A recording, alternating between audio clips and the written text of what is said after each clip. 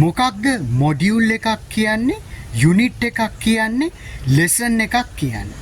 Module එකක් කියන්නේ විශාල කොටසක්. මොඩියුල් එකක් යටතේ තමයි යුනිට්ස් එන්නේ. එක යුනිට් එකක් බෙදෙනවා ලෙසන්ස් වලට. දැන් අපි පළාතක් ගත්තොත් පළාතක් දිස්ත්‍රික්ක වලට බෙදෙනවා. ඊළඟට දිස්ත්‍රික්කයක් ගම් වලට බෙදෙනවා. උදාහරණයක් හැටියට ගත්තොත් ජෛව විද්‍යාව, බයොලොජි. සෝ මේක මොඩියුල් එකක්. මේ මොඩියුල් එක යටතේ වැටෙන යුනිට්ස් තමයි අප අවට ඇති දෑ. Things around us. ජෛව ලෝකයේ අසිරිය.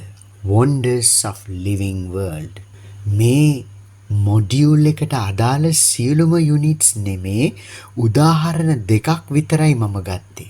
එහෙනම් අප අවට ඇති දෑ කියන යුනිට් එක යටතට එන ලෙසන්ස් ටික මොකක්ද? පදාර්ථයේ භෞතික අවස්ථා හඳුනා ගනිමු. ඝන, ද්‍රව සහ වායු ලක්ෂණ සංසන්දනය කරමු. ඝන පදාර්ථවල සුවිශේෂ භෞතික ගුණ හඳුනා ගනිමු. පදාර්ථයේ භෞතික අවස්ථා හඳුනා ගනිමු. పూర్ව ක්‍රියාකාරකම 1.1.1. අපි අවට පරිසරයේ ඇවිදින්නට යමු. හොඳින් නිරූපායා ඇති දිනයක අවට පරිසරය නිරීක්ෂණය කිරීමට ඇවිද යමු. ඔබ්සර්වේෂන් කියන්නේ නිරීක්ෂණයට.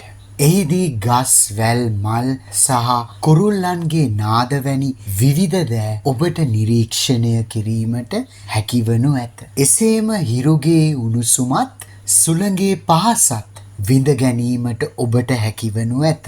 මෙලෙස ඔබ පරිසරයේදී නිරීක්ෂණය කළ සහ දැනුණු දෑ වර්ග කිරීමට කෙදිනක හෝ ඔබ උත්සාහ කර තිබේද? ඒවා විවිධ ක්‍රමවලට වර්ග කළ හැකිය.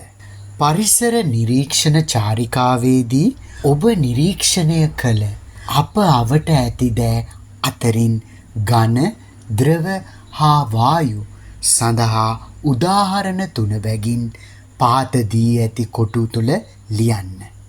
ඝන solid, ද්‍රව liquid, වායු gas.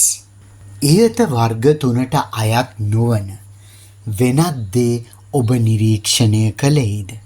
එවැනි දෑ නිරීක්ෂණය කරනු ලැබුවේ නම් ඒවා පහත කොටුවේ සඳහන් කරන්න.